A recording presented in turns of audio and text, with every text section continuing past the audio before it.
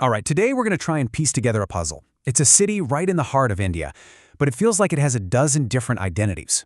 Yep, we're talking about Pune. You've probably heard the names, right? Oxford of the East, the cultural capital of Maharashtra. But what does that actually mean?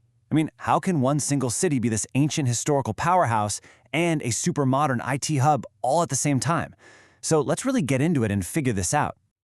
Okay, so to solve any puzzle, you've got to start with the first piece, right? And for Pune, that piece is buried deep in its history. We've got to go way, way back to see how all these centuries of change shaped the city we know today.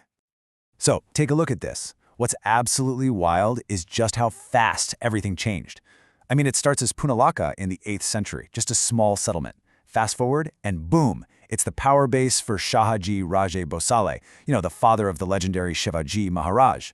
But the real game changer, that was the 18th century. That's when things really took off. And you have to stop and think about what that really means. For decades, Pune was the administrative capital of the massive Maratha Empire. Decisions made right here were shaping the future of the entire subcontinent. This wasn't just some regional capital. For a good while, Pune was basically the de facto capital of India. That's huge. And this history isn't just stuck in some old textbook, It's literally carved into the city's landscape. You can still go and see the incredible Shaniwar Wada, the heart of Peshwa power, or visit Lal Mahal, where Shivaji himself grew up. And get this, the Patsalishwar caves, which are from the 8th century, are sitting right smack in the middle of the modern, bustling city. It's amazing. But what's even more fascinating to me is that the history isn't just in the big monuments. It's actually written into the city's blueprint, like the street map itself. See, Pune isn't laid out like most other cities, and trust me, this is where it gets super interesting. So the basic building block of Old Pune is something called a peth.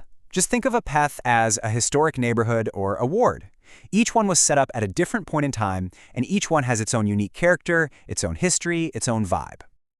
Okay, and here's the really cool part. A lot of these paths, which go all the way back to the 17th century, are named after the days of the week. Seriously, you've got Somwar Path for Monday, Mongolwar Path for Tuesday, all the way through.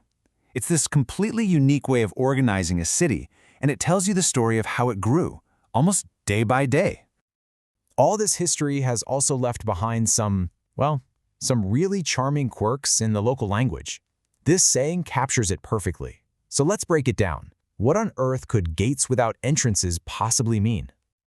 And here's the solution to that little riddle. You'll hear people talking about places like Swargate or Poolgate, but if you go looking for an actual gate, you won't find one. That's because these gates were never actual city entrances. They were just the locations of old police checkpoints. Pretty clever, huh? So this deep-rooted identity, with all its history and its quirks, it really comes alive in the city's culture. I mean, there's a very good reason Pune is known as the cultural capital of Maharashtra. And the perfect example of this is the Ganesh Utsav. Now, this was already a traditional festival, but it was completely transformed right here in Pune back in 1894. The freedom fighter Lokmanya Tilak turned it into this huge public celebration, partly as a way to bring people together against British rule. For 10 straight days, the whole city just explodes into this incredible stage for art, music, and community. And this festival is just dripping with tradition. The grand finale, the immersion procession, follows this incredibly strict, centuries-old order.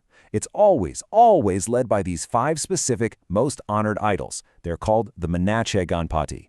It starts with Kasba Ganpati, who's seen as the city's patron deity, and then follows this exact, unchanging path of honor. But hey, Pune's culture is so much more than just this one festival. This is a city that absolutely loves its Marathi theater scene. It hosts one of the country's most prestigious classical music festivals, the Sawai Gandharva Mahotsav. And the food, the food scene is legendary, with its own unique dishes that you have to try, like bakarwadi and misal. All right, so we've got this deep well of history, this incredibly rich culture. But how does that connect to the Pune of today? How does it power the modern city? Well, you might be surprised just how direct that connection is. And this brings us right back to that famous nickname we started with, Oxford of the East. This title is no accident, not at all. You see, the Peshwas were obsessed with meticulous administration and record-keeping. That created this intellectual foundation, this culture of learning that was already centuries old before the first modern universities even showed up. So by the early 1900s, Pune was already a famous hub for education, all built on that historical bedrock. And believe me, that legacy isn't just something in a history book. It is a modern reality on a scale that is kind of hard to believe. Just think about this number, 57. That's how many engineering colleges are connected to just one of its universities, Savitribai Phule Pune University. 57.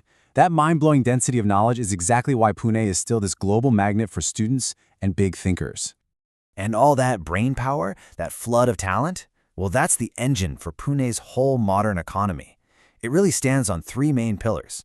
You've got the education sector, which pumps out all these brilliant engineers and thinkers. They, in turn, fuel the massive IT and manufacturing sectors. It's a perfect cycle, really. You can't have the huge IT parks without the universities, and the giant auto companies are there because that's where the talent is. It just feeds itself, driving the whole city forward. So what happens when you cram a city full of students and a booming economy? Well, you get a lot of people who need to get from A to B. And that has led to this kind of fun, maybe a little chaotic, fact. Pune is home to more two-wheelers, motorcycles, scooters, you name it, than any other city in the world, literally. So when you step back and put all these puzzle pieces together, what do you get? You get a city that's this perfect and, yeah, sometimes strange blend of the old and the new. It's this incredible meeting point of tradition and progress. It's like Pune has two faces, right? On one hand, you've got the historic capital of an empire, a city built from ancient pets and busting with cultural festivals. And on the other hand, you have one of India's top-ranked most livable cities, a global powerhouse for IT and cars, and a buzzing hub for startups. It's like it's living in two different centuries at the exact same time. And that really leaves us with one big, fascinating question. As Pune keeps growing, and I mean growing at a wild pace, how is it going to keep balancing these two sides of its personality? Where does a city that's both ancient and futuristic go from here?